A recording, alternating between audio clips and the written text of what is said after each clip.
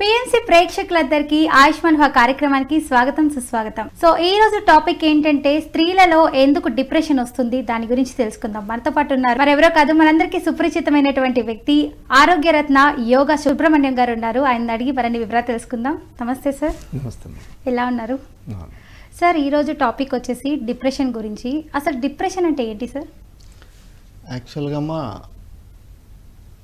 మన దైనందిన జీవితంలో మన మామూలు డైలీ రొటీన్లో మనము అనేక రకాల మూడ్ స్వింగ్స్ వస్తూ ఉంటాయి. అధికంగా మూడ్ స్వింగ్స్ వస్తూ మన దైనందిన జీవితాన్ని సక్రమమైనటువంటి మార్గంలో జీవించలేనటువంటి స్థితిని డిప్రెషన్ అంటారు. అంటే అందులో నెగిటివ్ థాట్స్ ఎక్కువగా ఉంటాయి. తర్వాత ఎప్పుడు కూడా నిరాశ నిస్పృహల్లో ఉంటారు. తర్వాత ఆ యొక్క పాస్ట్ థాట్స్ అధికంగా రన్ అవుతూ ఉంటాయి. అంటే ఏ పని చేయలేరు. తర్వాత కాన్ఫిడెన్స్ ఉండదు, జీవితం పైన ఉత్సాహం ఉండదు, ఎక్కువగా ఈ నిరాశ భావం, ప్రతి దాంట్లోనూ కూడా ఒక నిరాశతో కూడినటువంటి ఒక స్తబ్దత ఉంటుంది. సో ఈ లక్షణాలన్నీ ఉన్నటువంటి సాధారణంగా అప్పుడప్పుడు అందరికీ వస్తూ ఉంటుంది డిప్రెసివ్ థాట్స్. ఆల్మోస్ట్ అందరికీ కూడా ఏదో ఒక క్షణంలో తన జీవితంలో ఏదో కొంతకాలం ఏదైనా తన పని అనుకుంటే జరగకపోవడం కానీ, ఏదైనా తలపెట్టిన పని నెరవేరకపోవడం కానీ, లేదు కోరుకున్న వ్యక్తి దొరకపోవడం కానీ, అనుకున్న పని కాకపోవడం, అంటే అది ఎగ్జామ్స్ కావచ్చు, ఉద్యోగం కావచ్చు, లేదంటే జీవితం పైన ఆశ సన్నగిల్లి నిరాశల్లోకి వెళ్ళిపోవడాన్ని డిప్రెషన్ అంటారు. ఓకే, అసలు ఈ డిప్రెషన్ వల్ల కలిగే కారణాలు ఏంటి సార్? లక్షణాలు ఏముంటాయి అసలు ఇందులో? లక్షణాలు కారణాలు అనుకుంటేనేమో లక్షణాలు మనం ముందు చెప్పుకున్నటువంటి విధంగానే ఉంటాయి. తర్వాత ఇంకా కొన్ని ముఖ్యంగా మనం డిప్రెషన్ యొక్క లక్షణాలు లెథార్జిక్గా ఉంటారు, బలహీనంగా, ఏ పని చేద్దామని అనిపించదు, ఎప్పుడు ఏదో పోగొట్టుకున్నట్టు ఉంటారు. తర్వాత ఒళ్ళు చాలా కూల్గా ఉంటుంది. తర్వాత లేజీనెస్ ఉంటుంది, ఎక్కువగా నిద్రపోదామని, పడుకుందామని, ఉత్సాహంగా లేచి పనులు చేద్దామని అనిపించదు, ఏదో ఆలోచిస్తూ ఏదో పోగొట్టుకున్న వాళ్ళలాగా ఉంటారు. సో ఇలాంటి లక్షణాలు ఉన్నప్పుడు అప్పుడప్పుడు ఎవరికైనా ఉంటాయి. కానీ కొంతకాలం పాటు ఇవే లక్షణాలు కనుక కొనసాగితే, అది ఒక వారం కావచ్చు, 10 రోజులు కావచ్చు, లేదా ఒక 1 మంత్ కావచ్చు, అలా కొనసాగితే మాత్రం, అదే ఆలోచనలు కొనసాగితే మాత్రం, అలాగే ఈ లక్షణాలు మనం ముందు చెప్పుకున్నటువంటి లక్షణాలు కనుక ఎక్కువ కాలం కొనసాగితే ఆ వ్యక్తిని డిప్రెషన్ ఉంది అని మనం గమనించి దాన్ని ట్రీట్మెంట్కి వెళ్ళాల్సిన అవసరం ఉంటుంది, కౌన్సిలింగ్ ద్వారా కానీ ఇంకా ఎట్లా. ఓకే సార్, ఇప్పటి వరకు మీరు కారణాలు చెప్పలేదు, లక్షణాలు ఒక్కటే చెప్పాలి. సో కారణాలు చెప్పండి సార్. ఇప్పుడు ముఖ్యంగా డిప్రెషన్కి స్త్రీలలో ముఖ్యంగా కారణాలు ఏంటంటే, ఇది 3 రకాలుగా మనం చెప్పుకోవచ్చు. కారణాలని 3 లేదా 2 రకాలైనటువంటి కారణాలని మనం చెప్పచ్చు, లేదా 2-3 రకాలు చెప్పచ్చు. ఇప్పుడు మొదటి కారణం ఏంటంటే శారీరకమైనటువంటి కారణాలు, శారీరక వ్యవస్థలో జరిగినటువంటి మార్పులు వలన కలిగేటటువంటి డిప్రెషన్. ఉదాహరణకి ఏదైనా యాక్సిడెంట్ అయ్యి కానీ, లేదంటే శరీరంలో ఏదైనా వ్యాధి వచ్చినప్పుడు కానీ, యాక్సిడెంట్ అప్పుడు కానీ, వ్యాధులు ఏదైనా భయంకరమైన వ్యాధులు వచ్చినప్పుడు కానీ, లేదా chronic disorders at a time, అంటే వాళ్ళకు అన్ఎక్స్పెక్టెడ్గా ఏదైనా శరీరంలో మార్పు కలిగినప్పుడు డిప్రెషన్లోకి వెళ్ళిపోతారు. ఇది శారీరకంగా వచ్చేటటువంటి, శారీరక కారణాల చేత వచ్చేటటువంటిది. తర్వాత ఇది మానసికమైనటువంటి వాటిల్లో కారణాలలో రెండుగా విభజించవచ్చు మనం. ఒకటి ఏంటంటే తను పెరిగిన వాతావరణం, ముఖ్యంగా స్త్రీలు వాళ్ళు చిన్నప్పటి నుంచి కూడా అణచివేత ధోరణిని స్త్రీల పైన ఉంచుతారు. అణచివేత ధోరణితోటి పెంచుతారు చిన్నప్పటి నుంచి కూడా. ఇప్పటికీ కూడా పల్లె ప్రాంతాల్లో కానీ పట్టణ ప్రాంతాల్లో కానీ పురుషులకి కొంత, ఎందుకంటే మనకు పురుషాధిక్య సమాజం కాబట్టి మంది, పురుషులకు కొంత ఆధిక్యం, కొంత ప్రియారిటీ ఇస్తారు. చదువుల్లో కానీ, ఇంట్లో పనుల్లో కానీ, ఏదైనా వాళ్ళ స్వాతంత్ర్యంలో కానీ, ఫ్రీడంలో కానీ స్త్రీలకి కొంత తక్కువ ప్రయారిటీ ఉంటుంది, తక్కువ స్వాతంత్రాన్ని ఇస్తారు. పురుషులు కొంచెం అధికంగా స్వాతంత్రాన్ని ఇస్తారు. దీని వలన కూడా చిన్నప్పటి నుంచి కొంత ఆ డిప్రెసివ్ మోడ్లో పెరుగుతారు. తర్వాత కొంచెం పెరిగి పెద్ద అయిన తర్వాత టీనేజ్లో వాళ్ళకు ఒక రకమైనటువంటి స్వేచ్ఛ, ఎవరికైనా ఒక హ్యూమన్ బీయింగ్కి స్వేచ్ఛ అనేది ముఖ్యం, ఇంపార్టెంట్. స్వాతంత్రం, స్వేచ్ఛగా ఉండడం, ఫ్రీడమ్ అనేది ఇంపార్టెంట్. ఎవరైనా అదే కోరుకుంటారు, స్త్రీ కానీ పురుషుడికి కానీ. కానీ కొంత వయసు వచ్చిన తర్వాత వీళ్ళకి అనేకమైనటువంటి, స్త్రీలకి ముఖ్యంగా అనేకమైన రెస్ట్రిక్షన్స్, ఫ్యామిలీలో రెస్ట్రిక్షన్స్ పెడతారు. రెండోది సోషల్ రెస్ట్రిక్షన్స్ ఉంటాయి. అది బయటకు వెళ్ళకూడదు అని చెప్పి ఇంట్లోనే ఉండాలి, ఇదే చేయాలి అని అనుకుంటూ ఉంటారు. ఎస్. సో ఈ రెస్ట్రిక్షన్స్ వల్ల వాళ్ళ సప్రెషన్స్ అనేటివి వేరుపడుతూ ఉంటాయి. అవి కూడా డిప్రెషన్కి దారితీయచ్చు. ఇంకా కుటుంబ పరిస్థితుల్లో ఆర్థిక పరిస్థితులు కావచ్చు, లేదంటే వాళ్ళ పార్ట్నర్ నుంచి వచ్చేటటువంటి ఒత్తిడి కావచ్చు. పార్ట్నర్ కొంతమంది భర్తలు వేధిస్తూ ఉంటారు అధికంగా, అప్పుడు కూడా డిప్రెషన్లోకి వెళ్ళిపోయే ఆస్కారం ఉంటుంది. అత్తమామలు కావచ్చు, కుటుంబ సభ్యులు కావచ్చు, ఎక్కువగా ఒత్తిడి చేస్తుంటారు స్త్రీలపైన. సో ఎక్కువగా పని ఒత్తిడి ఉంటుంది. మరి ఇప్పుడు ఈ కాలంలో అయితే బయట పని చేయాలి, ఇంట్లో పని కూడా చేయాలి.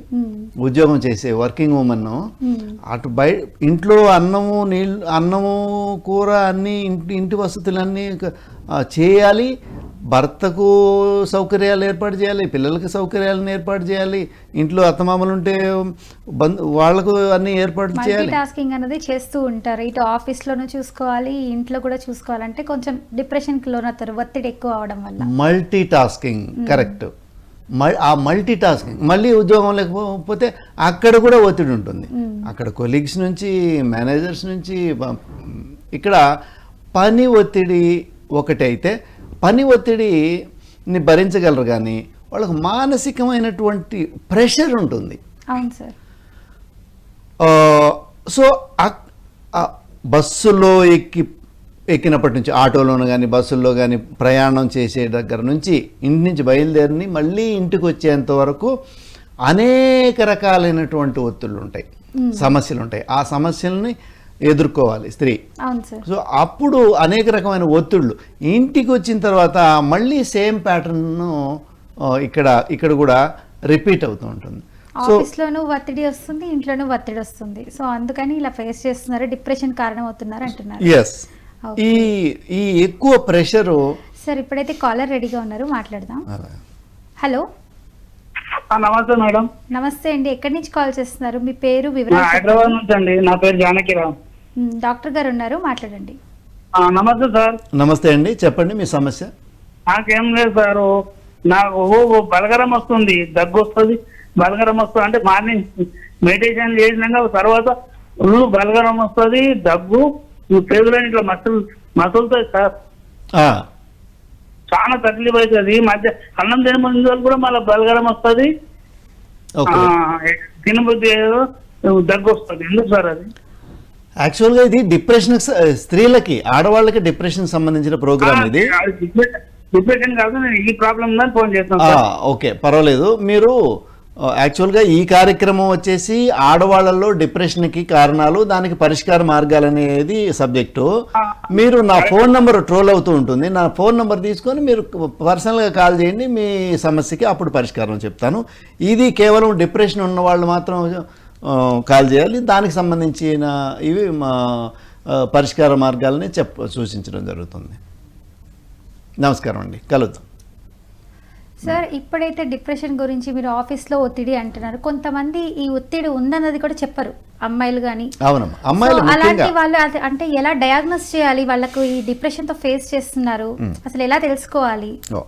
యాక్చువల్గా డిప్రెషన్ అందరికీ వస్తుందని అనుకున్నాం మనం. వాస్తవంగా అందరికీ ఉంటుంది, ఏదో ఒక సమయంలో డిప్రెసివ్ స్టేట్కి వెళుతుంది మైండ్. నెగిటివ్ థాట్స్ వస్తూ ఉంటాయి, పాస్ట్ థాట్స్ వస్తూ ఉంటాయి. ఎక్కువగా ఒక్కొక్కసారి ఒంటరిగా కూర్చొని కొంతమంది ఏడుస్తూ కూడా ఉంటారు, కొంతమంది ఇలా ఉంటారు. అది సర్వసాధారణంగా జరిగేది. ఏదైనా బాధాకరమైనటువంటి విషయం గుర్తొచ్చినప్పుడు, ఎవరైనా మనకు ఆత్మీయులు మనకు దూరం అయిపోయినప్పుడు డిప్రెస్ అవుతారు. కానీ ఎక్కువ కాలం ఇది ఉన్నప్పుడు మాత్రం, అదే స్టేట్ ఆఫ్ మైండ్ ఎక్కువ కాలంగా ఉన్నప్పుడు మాత్రమే మనం డిప్రెషన్ ఉందని డయాగ్నోస్ చేసుకోవచ్చు. ఇంకోటి ఏంటంటే, డయాగ్నోస్ మెథడ్లోకి వచ్చేటప్పటికి మనకు శారీరకంగా కొన్ని మార్పులు వస్తాయి. ఇది ముఖ్యంగా గమనించాల్సినటువంటి విషయం. కారణాలు, ఇది ఒక కారణం కూడా, ఇది శారీరక కారణాల్లో కూడా అతి ముఖ్యమైనది అని చెప్పుకోవచ్చు. దాన్ని డయాగ్నోస్ చేసే మెథడ్స్ చెప్తాను ఇప్పుడు. ఈ ముక్కులు టైట్ అయిపోతాయి. డిప్రెషన్లో ఉన్న ప్రతి ఒక్కరికి కూడా ముక్కుల్లో నుంచి శ్వాస ప్రక్రియ సక్రమంగా నడవదు. అది టైట్ అయిపోతాయి ముక్కులు, శ్వాస పీల్చుకోవడానికి కూడా కష్టంగా ఉంటుంది. సో అలాంటప్పుడు మనము వాటిని ఇట్లా డయాగ్నోస్ చేయొచ్చు. మనం ముఖ్యంగా ఎక్కువగా ఆలోచనలు చేస్తూ దిగులు పడుతూ ఉన్నటువంటి వ్యక్తికి ఖచ్చితంగా డిప్రెషన్ ఉంది, స్టార్ట్ అయిపోయింది అని మనం డయాగ్నోస్ ఎట్లా చేయొచ్చు అంటే, ఫస్ట్ ముక్కుల్ని చెక్ చేయాలి.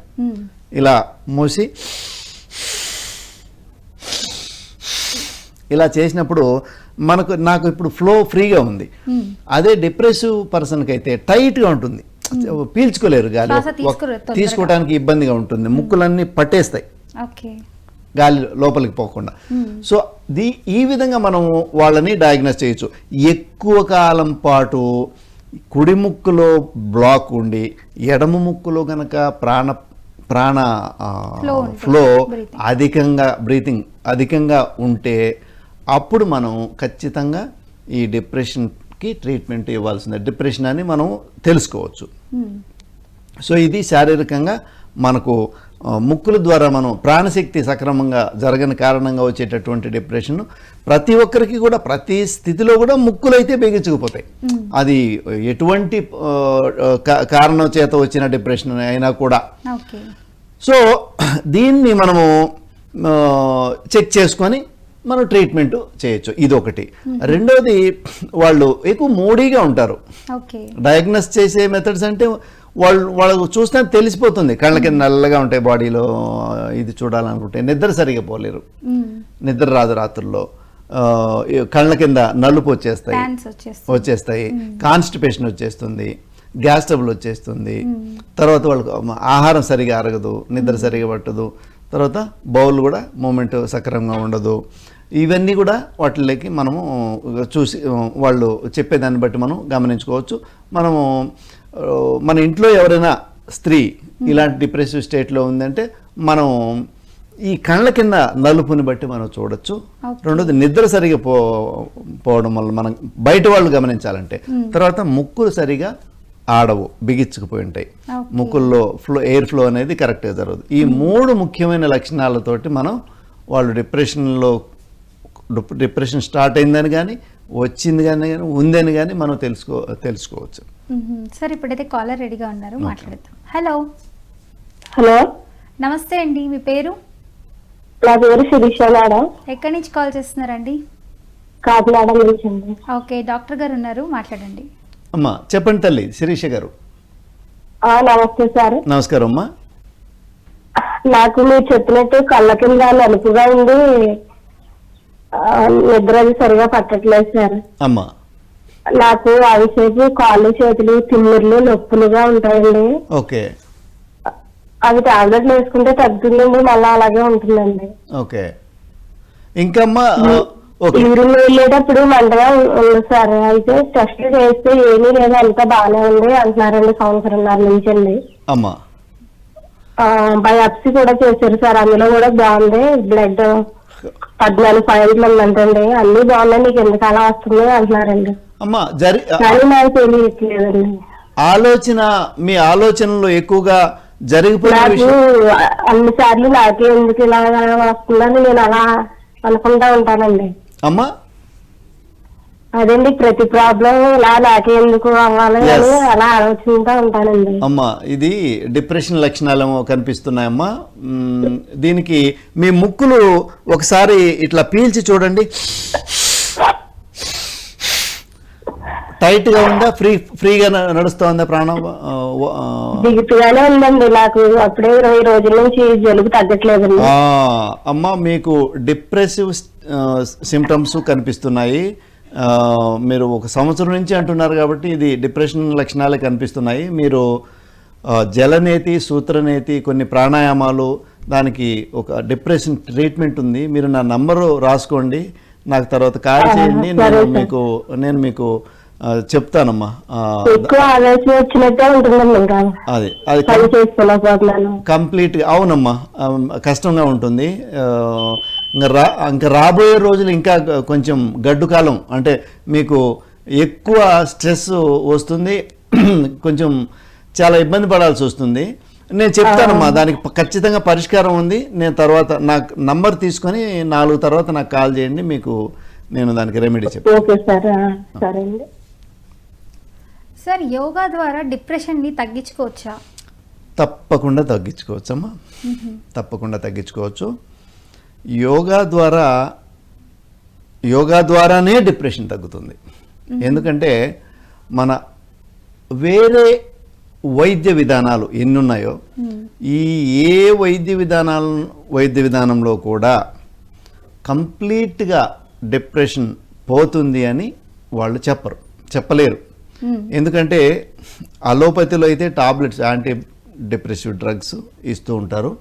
కంప్లీట్గా అది కొన్ని సంవత్సరాల పాటు వాడాల్సి వస్తుంది. అవి వాడే కొద్దీ నిద్ర వస్తుంది, ఎక్కువగా నిద్రపోయే కొద్దీ శరీరం లావైపోతుంది. తిండి విపరీతంగా తింటూ ఉంటారు, తినాలని. డిప్రెషన్లో ఉన్న వాళ్ళు ఇది కూడా ఒక లక్షణం, ఎప్పుడు వాళ్లకు ఏదో ఒకటి తినాలనిపిస్తుంటుంది, ఎక్కువగా తింటారు. తినడం వలన వెయిట్ పెరిగిపోతారు, తిని నిద్రపోవడం వల్ల ఎక్కువ వెయిట్ పెరిగిపోతారు. సో చివరికి ఒక జీవోత్సవం లాగా అవుతారు. సో కౌన్సిలింగ్ కూడా వాళ్ళకి అంత పని చేయదు. డ్రగ్స్ అంటే మనకు మ్యాక్సిమం స్లీపింగ్ లాగానే ఒక మత్తును, శరీరానికి మత్తును కల్పించేటివే ఈ యాంటీ డిప్రెసివ్ డ్రగ్స్. సో ఇంకా ఆయుర్వేదంలో ఒకవేళ కనుక చేస్తే నస్యకర్మలు, తర్వాత కొన్ని వాజీకరణ చికిత్సలు ఉన్నాయి, అవి బాగా ఖర్చుతో కూడుకున్నవి. తర్వాత అవి చేయించుకుంటే కొంతవరకు రిటర్న్ బ్యాక్ రావచ్చు ఆయుర్వేదంలో అయితే. ఇంకా ముఖ్యంగా అలోపతి, ఆయుర్వేద, యోగా, ఈ మూటిల్లో చూసుకుంటే యోగం అన్నది హఠయోగ ప్రక్రియల్లో ఈ డిప్రెషన్కి అత్యంత అద్భుతమైనటువంటి రెమెడీ.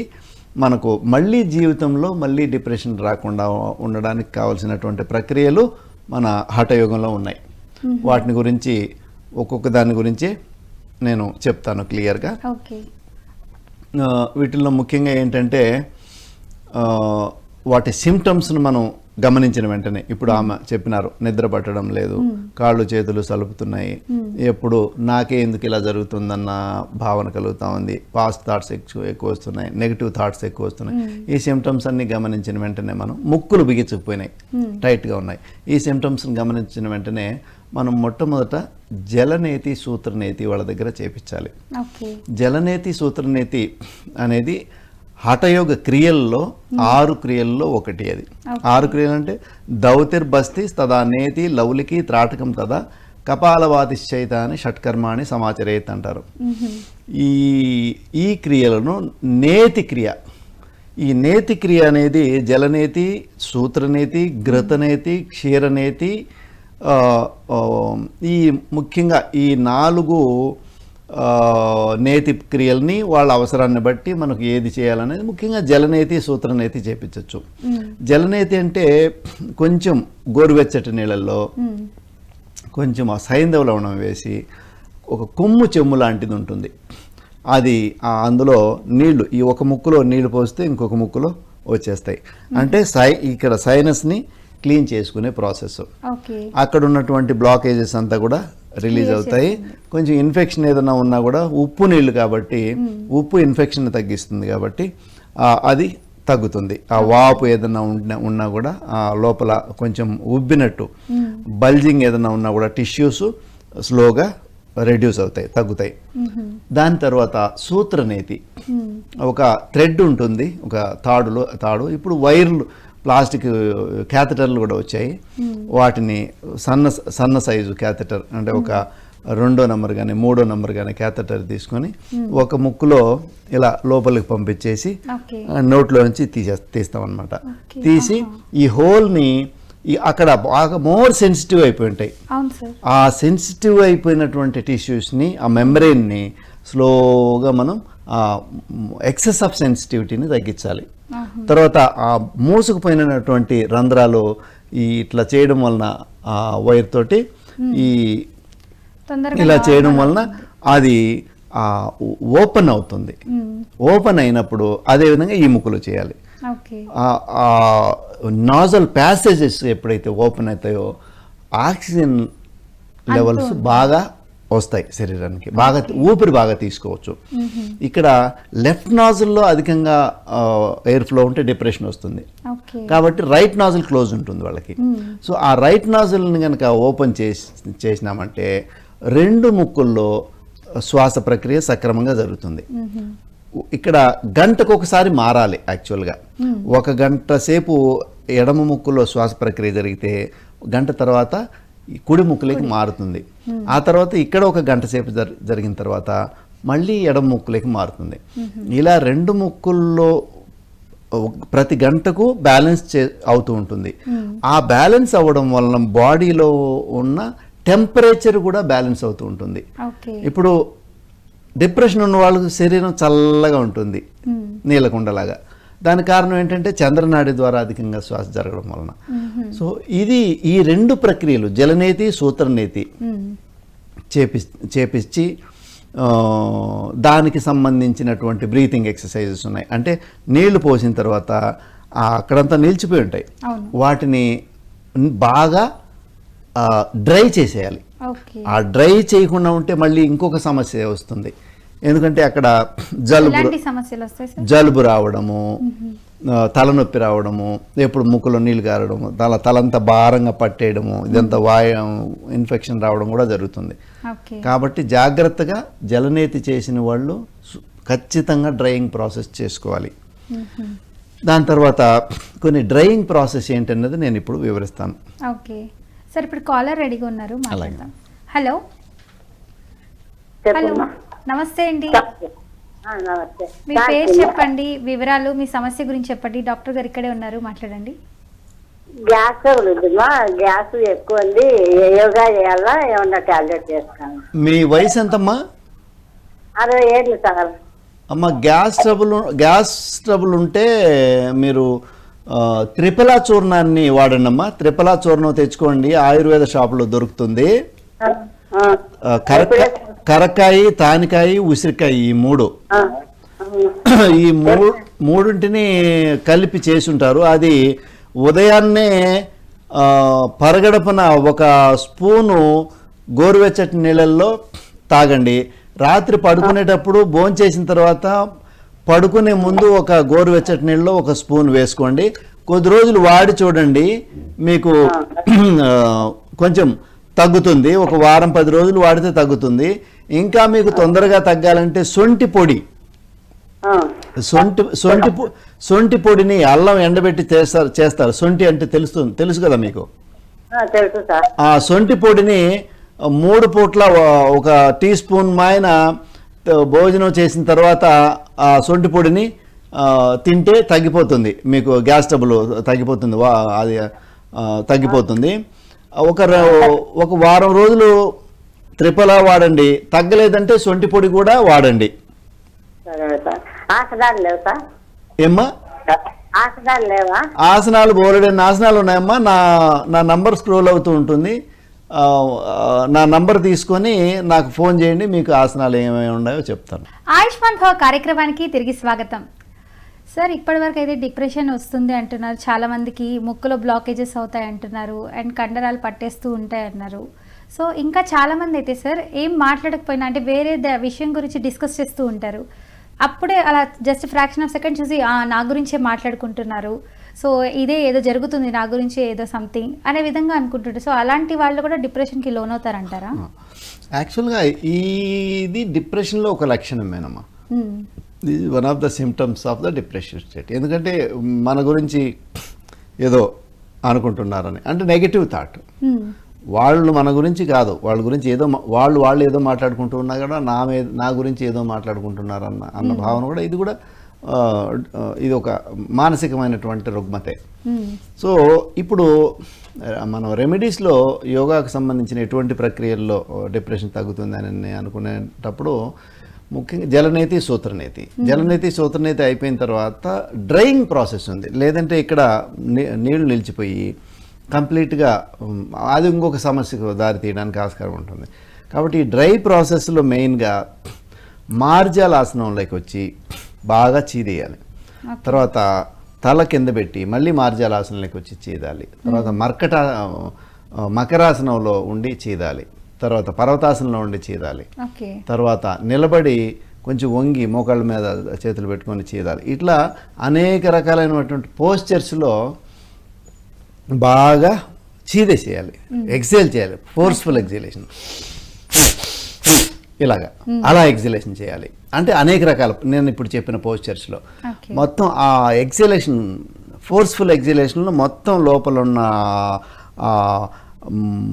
మ్యూకస్ కానివ్వండి, లోపల ఉన్నటువంటి అవన్నీ కూడా బయటకు వచ్చేస్తాయి. సో అది అయిన తర్వాత ప్రాణాయామాలు ఖచ్చితంగా చేయాలి. ఈ ప్రాణాయామాల్లో ముఖ్యంగా చంద్రనాడిని బాగా ఇన్హేల్ ఎగ్జేల్ చేయాలి. తర్వాత సూర్యనాడిని బాగా ఇన్హేల్ ఎగ్జేల్ చేయాలి. తర్వాత రెండు కలిపి, తర్వాత ఆల్టర్నేటివ్గా ఇలా చేసినప్పుడు తర్వాత భస్త్రికా ప్రాణాయామం. భస్త్రికా ప్రాణాయామం అంటే ఫోర్స్ఫుల్ ఇన్హేలేషన్, ఫోర్స్ఫుల్ ఎగ్జేలేషన్. సో దీని తర్వాత కపాలభాతి. ఈ అన్ని ప్యాక్డ్గా చేసిన తర్వాత స్లోగా అనులోమ విలోమ ప్రాణాయామాన్ని చేయాలి. ఈ మొత్తం ప్యాకేజీ చేస్తే ముక్కులన్నీ కూడా ఫ్రీ అయిపోతాయి, మైండ్ కూడా కొంత బ్యాలెన్స్ అవుతుంది. ఈ ప్రాణాయామాలు మాత్రం ఖచ్చితంగా యోగ అభ్యాసం చేసినటువంటి అనుభవజ్ఞుడైనటువంటి మాస్టర్ దగ్గరనే చేయాలి. కానీ సొంతంగా నేను చెప్తూ ఉంటే ఇట్లా చేయాలొచ్చు అని చేయకూడదు. అలా చేస్తే లేనిపోని ప్రాణాయామ యుక్తేన సర్వరోగ క్షయే భవేత్, అయుక్తేన సర్వరోగ సముద్భవ. అలా యుక్తంగా చేసే ప్రాణాయామం అంటే ప్రాపర్గా ప్రాణాయామం చేస్తే అన్ని రోగాలు నయమైపోతాయి. ఆ తప్పు చేస్తే మాత్రం ఇది లేని సమస్యలు క్రియేట్ అవుతాయి. అందుకని ఈ ప్రాణాయామాల్ని ఎన్నుకొని వాళ్ళ పరిస్థితిని బట్టి ప్రాణాయామాన్ని చెప్పచ్చు. ప్రాణాయామాన్ని చెప్తే ఖచ్చితంగా డిప్రెషన్ అనేది వెళ్ళిపోతుంది. తర్వాత ఈ లేజినెస్, లెథాజిక్గా ఉండడము, డ్రౌజీగా ఉండడము, ఇవన్నీ కూడా సూర్య నమస్కారాలు చేస్తే మొత్తం సిస్టమ్ అంతా కూడా యాక్టివేట్ అయిపోతుంది. నిలబడే ఆసనాలు, కూర్చునే ఆసనాలు, పడుకునే ఆసనాలు, ఉదాహరణకి ఉత్తాన పాదాసనం, అర్ధకటి చక్రాసనం, అర్ధచక్రాసనం, పాదహస్తాసనం, త్రికోణాసనం, పరివృత్త త్రికోణాసనం, పార్శ్వోత్తానాసనం, పార్శ్వకోణాసనం, గరుడాసనం, వృక్షాసనం, భువనమాసనం, ఇలా ఆసనాలను, నిలబడే ఆసనాలని, హనుమానాసనం, వీరభద్రాసనం, ఇలా చేస్తే ఏమవుతుందంటే మొత్తం నిలబడే ఆసనాలలో మొత్తం వాత బ్యాలెన్స్ అవుతుంది. సో కాళ్ళల్లో పట్టుకోవడం, తిమ్మిర్లుగా ఉండడము, ఆ మజిల్ టెన్షన్ కానివ్వండి, కాళ్ళు చేతులు పీకుతూ ఉండడం కానీ ఇవన్నీ కూడా తగ్గుతాయి. సో నిద్రలేమి కూడా సమస్యలు కూడా తగ్గుతాయి ఇవి చేస్తే. తర్వాత కూర్చునే ఆసనాల్లో జాను శీర్షాసనం, పశ్చిమోత్తానాసనం, పూర్వోత్తానాసనం, ఉష్ట్రాసనం, ఓకే. తర్వాత శశాంకాసనం, సుప్త వజ్రాసనం, శంఖాసనం, వక్రాసనం, గోముఖాసనం, ఇలా కూర్చునే ఆసనాలు వీటిల్లో కొన్ని కానీ అన్నీ కానీ ఈ ఆసనాలను చేస్తే డిప్రెషన్ తగ్గుతుంది. ఓకే. బాడీ స్టేబుల్ స్టామినా పెరుగుతుంది బాడీలో. ఓకే. లెథాజిక్ అనేది డ్రౌజినెస్ అదంతా కూడా పోయి కొంచెం ఉత్సాహం వస్తుంది. నిరాశ నిస్పృహల నుంచి ఉత్సాహంలోకి వస్తారు. అదేవిధంగా పడుకునే ఆసనాలలో ఈ ఉత్తాన పాదాసనం, ఏకపాద ఉత్తానాసనం, ద్విపాద ఉత్తానాసనం, తర్వాత సర్వాంగాసనం చేయగలిగితే ఆ విపరీతకరణి సర్వాంగాసనం, తర్వాత తర్వాత మర్కటాసనం, పవన్ముక్తాసనం, తర్వాత భుజంగాసనం, శలభాసనం, ధనురాసనం, నౌకాసనం, ఇలా ఆసనాలని నేను చెప్పిన ఆసనాలలో అన్నీ కానీ లేదా కనీసం కొన్నైనా సరే ఈ ఆసన సాధన చేస్తే శరీరంలో ఉత్సాహం వస్తుంది. ఫస్ట్ ఈ నిద్ర బాగా వస్తుంది. శరీరంలో ఉత్సాహం వస్తే మనస్సు కూడా ప్రశాంతంగా ఉంటుంది. ఎందుకంటే a sound mind is in a sound body. Okay. So body కనుక హెల్తీగా ఉంటే మైండ్ కూడా హెల్తీగా ఉంటుంది. సో ఫస్ట్ ఈ వాళ్ళు డిప్రెషన్లో ఉన్న వాళ్ళు ఎక్కువగా తిని లావ్ అయిపోతారు. సో వెయిట్ కూడా ఈ సూర్య నమస్కారాలు ఇప్పుడు నేను చెప్పిన ఆసనాలు కనుక చేస్తే వెయిట్ రెడ్యూస్ అవుతుంది, వెయిట్ బ్యాలెన్స్ అవుతుంది, బాడీ హెల్తీగా తయారవుతుంది. తర్వాత ఈ ప్రాణాయామాల ద్వారా ముక్కుల్ని ఫ్రీ చేసుకొని కడిగేసుకొని బ్రెత్ని బ్యాలెన్స్ చేసుకుంటే ఇటు శరీరం ఆరోగ్యంగా ఉంటుంది, మనసు కూడా ప్రశాంతంగా ఉంటుంది. ఇంకా కొంచెం ఒక అడుగు ముందుకు వేసి ధ్యానం అయితే చేయకూడదు. డిప్రెషన్ వాళ్ళు వెంటనే నేరుగా డైరెక్ట్గా ధ్యానానికి పోకూడదు. డైరెక్ట్గా ధ్యానానికి పోతే మనసు ఇంకా రకరకాలైన ఆలోచనలు వెళ్ళిపోతూ ఉంటుంది. కాబట్టి ఈ ప్రక్రియలన్నీ చేసుకొని తర్వాత మనసు స్టేబుల్ అయిన తర్వాత ఆ తర్వాత కూర్చొని శ్వాసను గమనిస్తూ ధ్యానం చేయొచ్చు. అప్పుడు ప్రశాంతంగా ఉంటారు, శారీరకంగా మానసికంగా సంతోషంగా ఉంటారు, ఎలాంటి ప్రాబ్లమ్స్ ఫేస్ చేయరు. Thank you so much sir, చాలా మంచి ఇన్ఫర్మేషన్ ఇచ్చారు మాకు. సో చూసారు కదా వ్యూవర్స్, ఇదండి ఇవాళ ఆయుష్మాన్ భవ కార్యక్రమం. రేపటి ఆయుష్మాన్ భవ కార్యక్రమంలో మళ్ళీ కలుసుకుందాం. అంతవరకు చూస్తూనే ఉండండి PMC. Bye bye, signing off మీ యాంకర్ ఫాతిమా.